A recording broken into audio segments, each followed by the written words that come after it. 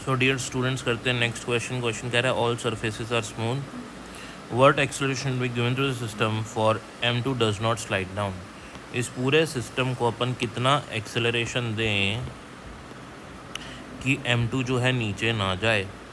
तो यहाँ से इस स्टेटमेंट से हमको दो चीज़ें मिलती हैं कि ये अगर पूरा सिस्टम एक्सेलरेट करेगा तो ज़रूर इस पूरे सिस्टम पे कोई फोर्स लगाना पड़ेगा। तो वो फोर्स निकाल लिया तो एक्सेलरेशन आ जाएगा। और m2 स्लाइड नहीं होना चाहिए, इसका मतलब m2 रेस्ट पे रहना चाहिए। इन्हीं दोनों चीज़ों को लेके हम क्वेश्चन को सॉल्व करेंगे। तो सबसे पहले हम लोग एक फार्मूला लिख लेते हैं, जो इसको हम कॉमन एक्सेलरेशन का फार्मूला बोलते हैं। वो है A equals to net force, क्योंकि हम इस पर F फोर्स लगाने वाले हैं, जिसकी वजह से ये इस एक्सेलरेशन से एक्सेलरेट करेगा, net force upon total mass. तो m plus m1 plus m2 ये सिस्टम का एक्सेलरेशन होना चाहिए। जब सिस्टम एक्सेलरेट कर रहा होगा तो m2 और m1 दोनों ही नहीं मूव करेंगे। तो अगर मैं m2 की FBD बनाऊं तो m2 पे लगने वाले फोर्स इस डायरेक्शन में नॉर्मल रिएक्शन, ऊपर की तरफ टेंशन, नीचे की तरफ mg फोर्स, ठीक है, m2g। और क्योंकि पूरा का पूरा सिस्टम मैंने मान लिया इधर एक्सेलरेट कर रहा है, तो m2 पे लगेगा सूडो फोर्स इस एक्सेलरेशन के अपोजिट डायरेक्शन में। सूडो फोर्स की वैल्यू होगी m2 का मास और सिस्टम का एक्सेलरेशन।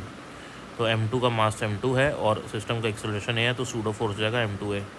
अब क्योंकि m2 कहीं मूव नहीं कर रहा है तो सारे फोर्सेस हॉरिजॉन्टल वाले और वर्टिकल वाले बैलेंस्ड हैं।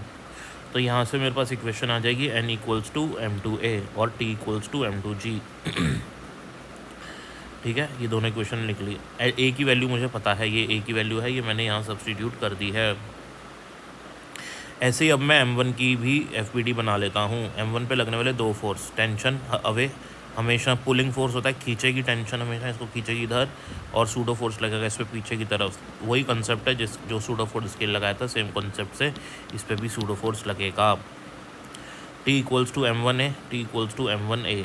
a की वैल्यू हमको पता है, ये a की वैल्यू हमने यहाँ सब्स्टिट्यूट कर दी है। अब हम इसको फर्दर सॉल्व कर लेते हैं। हमको पता है कि t इक्वल्स टू m2g है, राइट। तो m2g इक्वल्स टू t और t की वैल्यू है m1a, तो m2g equals to t and t equals to m1a। अब हम इस इक्वेशन को सॉल्व कर लेंगे f के लिए। तो m1 m2 और m इधर चला जाएगा, राइट, और डिनोमिनेटर में ये m डिनोमिनेटर में आ जाएगा, तो ये अपने पास बन जाएगा इक्वेशन f का। अब हमको पता है, जो हमने ऊपर देखा है कि फोर्स की वैल्यू क्या है। ये हमारे पास देखो फोर्स का फॉर्मूला है, ये फोर्स का फॉर्मूला मैं यहाँ पे सब्स्टिट्यूट कर देता हूँ। तो एक्सेलरेशन चाहिए मेरे को, तो फोर्स को निकालना पड़ेगा।